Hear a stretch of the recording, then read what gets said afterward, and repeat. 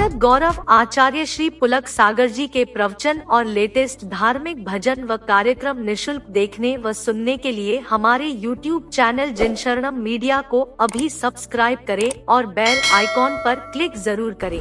वासना के चक्रव्यूह से बाहर निकले बिना मोक्ष की यात्रा नहीं हुआ करती है। सारी दुनिया वासना के चक्रव्यूह में फंसी हुई है और जो इस वासना के चक्रव्यूह से बाहर निकल जाता है वो परमात्मा की यात्रा कर लिया करता है जीवन में। इससे बड़ी साधना त्रिलोक पूज्य ब्रह्मचर्य बोला है शास्त्रों में।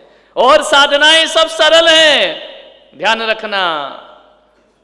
उपास सरल है, केसलोंज सरल है, नग्नता सरल है, पैदल चलना सरल है। सबसे कठिन काम ये ब्रह्मचर्य की साधना है, जो मन की शुद्धि की साधना होती है, अंतस्करण की पवित्रता की साधना होती है, आत्मा की निर्मलता की साधना हुआ करती है। और एक बात ध्यान रखना, ये ब्रह्मचर्य की जो साधना है ना, आत्मशुद्धि की बहुत बड़ी साधना है। ये सबके बस की बात नहीं है, ध्यान रखना। मनुष्य काम से पैदा होता है। मनुष्य क्या, जगत का हर प्राणी काम से पैदा होता है। काम से पैदा होना हमारी मजबूरी है, प्रकृति की व्यवस्था है। तीर्थंकर भी आते हैं तो काम से ही आते हैं, ध्यान रखना। बिना काम के किसी का जन्म नहीं होता है। मनुष्य का जन्म वासना से हुआ करता है। लेकिन एक बात याद रखना, महान वो लोग नहीं होते हैं जो वासना से पैदा होते हैं, वासना में जीते हैं और वासना में मर जाया करते हैं। मेरे महावीर कहते हैं मनुष्य का जन्म वासना से हुआ है, लेकिन महान वो होते हैं जो वासना में नहीं साधना में जीते हैं और साधना से मृत्यु को प्राप्त कर लिया करते हैं। वह अपने जीवन को सार्थक कर लेते हैं। मनुष्य काम से पैदा हुआ, ये उसकी मजबूरी है, लेकिन काम के लिए जीना और काम के लिए मरना ये मनुष्य की मजबूरी नहीं हुआ करती है। वह काम में पैदा होकर भी राम में जी सकता है और राम बनकर के दुनिया से विदा हो सकता है। काम में नहीं, राम में जियो, ध्यान रखना। अपनी ऊर्जा को, अपनी शक्ति को वासना में नहीं साधना में लगाने का प्रयास करिए। साधना में लगी हुई शक्ति साध्य को प्राप्त करा दिया करती है।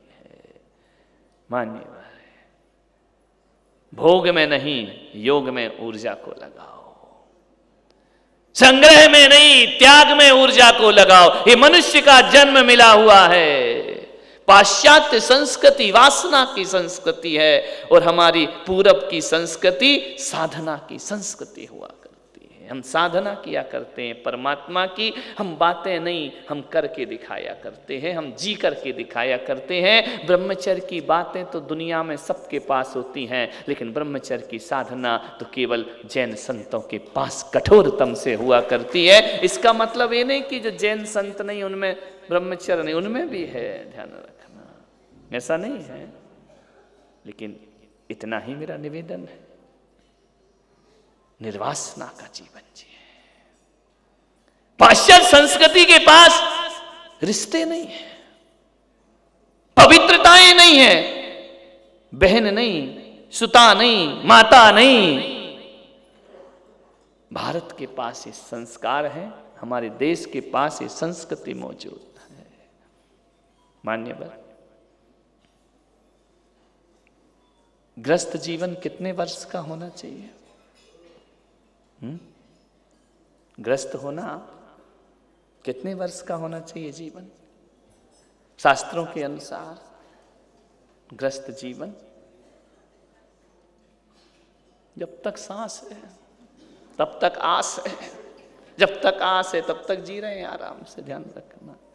50 वर्ष ध्यान रखना, 25 वर्ष विद्याध्ययन, 25 वर्ष गृहस्थ आश्रम, ध्यान रखना। 50 के बाद कौन सी उम्र शुरू होती है? 51, 52, समझ में? 51 का मतलब क्या होता है? 1, समझ गए क्या है?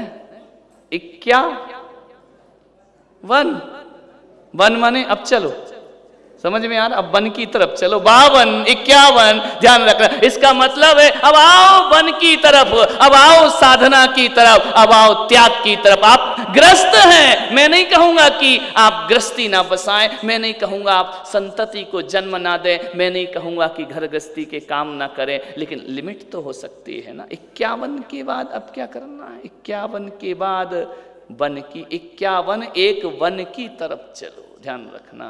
जो वन गए वो वन गए, ध्यान रखना। महावीर वन में चले गए, ऋषभदेव वन में चले गए, अजितनाथ वन में चले गए, पारसनाथ वन में चले गए। जो वन गए वो वन गए, ध्यान रखना। अब उम्र देखो आज अपनी अपनी, उत्तम ब्रह्मचर्य है ना, हो गए ना, भोग लिया ना, कर लिया ना। जीवन का आधा जीवन तो गया ना, संसार में, बच्चों में, परिवार में, रुपयों में, पैसों में, सब में चला गया। अब हाथ जोड़ो आज से कि हम बस अब खत्म करते हैं जीवन, अब अपना जीवन साधना में लगाते हैं। मैं ये नहीं कह रहा हूं कि दूध पीते बच्चे को छोड़ दीजिए, मैं ये नहीं कह रहा हूं कि अबोध बच्चों का त्याग करके इस मार्ग पर आ जाइए, नहीं। उस बच्चे का पालन पोषण करो, बड़ा करो। बड़ा हो गया ना, जब तुम 50 के होते हो तो बच्चा तो बड़ा हो ही जाता है ना, बेटी बड़ी हो जाती है। क्या करें महाराज, आजकल थोड़े लेट पैदा होते हैं, तो 60 ले लो मेरे भाई, 10 साल और ले लो, क्या दिक्कत है? 50 की जगह 60 ले लो। अब तो मत सठे आओ, इसके बाद ध्यान रखना। अब तो छोड़ने का प्रयास करो, अब तो साधना में जाने का प्रयास करो। एक आदमी आया, बोले महाराज आप एक बार क्यों खाते हैं, 2 बार क्यों नहीं खाते हैं? अरे मैंने कहा क्यों? बोले कि नहीं आप एक बार ही भोजन लेते हैं, दिगंबर संत एक बार भोजन लेता है, आपको तो 2 बार लेना चाहिए, 3 बार लेना चाहिए। एक डॉक्टर आए, बोले आपको पानी पीना चाहिए, विचार करिए। उन्होंने कहा कि आप एक बार भोजन क्यों लेते हैं, 2 बार क्यों नहीं लेते? मैंने कहा मैं योगी हूं, भोगी नहीं हूं, ध्यान रखना। भोगी खाता 2 बार और योगी खाता 1 बार, ध्यान रखना। मैं भोगी थोड़ी हूं। क्या करना है खा के? 2 बार खाने का मतलब है भोगों की ताकत पैदा करना। मुझे तो भोग नहीं है, 2 बार खा के करूंगा क्या, ध्यान रखना। मुझे कौन सा हम्माली करना है, कौन सा मुझे भाग दौड़ करना है, कौन सा मुझे व्यापार करना है, कौन सा मुझे ऑफिस जाना है जो मुझे एनर्जी ज्यादा चाहिए। एक आए बोले महाराज बहुत दुबले हो गए। अरे मैंने कहा दुबले? मैंने कहा महावीर ठोले बनना है क्या मुझे? क्या करूंगा ऐसा गोल मोल बन के? ध्यान, मुझे काम क्या है जो मोटा हूं बैठ करके? मुझे कोई कुश्ती तो लड़ना नहीं है, मुझे किसी से झगड़ा तो करना नहीं है, मुझे क्या करना? काय के लिए बदन बनाऊं यहां पर आकर के? ध्यान रखना। बोलिए, विचार करिए। 2 बार खाने का मतलब है पंचेंद्रिय के विषय भोगने की ताकत पैदा करना। हम पंचेंद्रिय के विषय छोड़ चुके हैं, हमें तो उतना ही लेना है जिससे इंद्रियां जिंदा रहें, बस भोगें ना। इसलिए एक बार भोजन करना दिगंबर संत का धर्म हुआ करता है। विचार करिए, ब्रह्मचर्य के साथ एक बार भोजन, 1 बार खाए सो योगी, 2 बार खाए सो भोगी, 3 बार खाए तो रोगी, और बार बार खाए मृत्यु जरूर होगी। ध्यान रखना, जल्दी निपट जाएगा। ध्यान रख, समय से पहले फाइल निपट जाएगी तुम्हारी। मान्य हो गया ना, 60 वर्ष ले लो, रही थोड़ी बहुत गई, थोड़ी रही बहुत गई। अब तो चेतन चेत, काल चिरैया चुग रही, निस्दिन आई उखेत। ध्यान रखना, अब तो चेतो। ये वाले सीनियर सिटीजन 50 तो हो गए है ना? MR कौन बोला अभी तो मैं जवान हूं? ध्यान रखना, हो गई ना, फाइल निपट गई। ललित, अच्छा अभी बहू आना बाकी है, दामाद आना बाकी है। ध्यान, कोई बात नहीं, मान्य। विचार करना है आपको, जिंदगी को संभालने का प्रयास करना है, जिंदगी को साधना में ढालने का प्रयास करना है। और यदि तुम इस उम्र में आकर भी धर्म से नहीं जुड़े, जन्म बेकार चला जाएगा, कुछ भी हाथ नहीं लगने वाला है। ध्यान रखना, याद रखना, मोह ममता छोड़ी नहीं जाती है, मन नहीं करता छोड़ने का। ऐसा लगता और थोड़ा और थोड़ा और, बेटा है, पोता आ जाए, पोती आ जाए, उनके हो जाए, सोने की सीढ़ी। चढ़ना ना, चौथी पीढ़ी सोने की, वो नीचे उतारेगी, ध्यान रखना। अभी तो चढ़ जाओगे लेकिन ले जाएगी वो नीचे की तरफ, ऊपर नहीं ले जाएगी जीवन में। मोह माया ममता नहीं छूटती है, मन नहीं करता छोड़ने का। छोड़ने का मन ना करे तो भी छोड़ना तो पड़ेगी ना। ध्यान पकड़ के रख सकते, स्थायी बना सकते हो, नहीं पकड़ सकते हो, छोड़ना तो पड़ेगी ही पड़ेगी। ध्यान रखना, कितने लोग आए जो पकड़ते रहे इस मोह माया को, लेकिन एक बात आपको मालूम होना चाहिए, ध्यान रखना, जिंदगी क्या हुआ करती है, एक दिन तो वह छीनेगी छीनेगी। लाख कोशिश करो, जिन जिन लोगों ने चाहत रखी कि वासनाओं को पकड़ के रखेंगे, आकांक्षाओं को पकड़ के रखेंगे, कौन पकड़ पाया? रावण ने यही सोचा था, कंस ने यही सोचा था।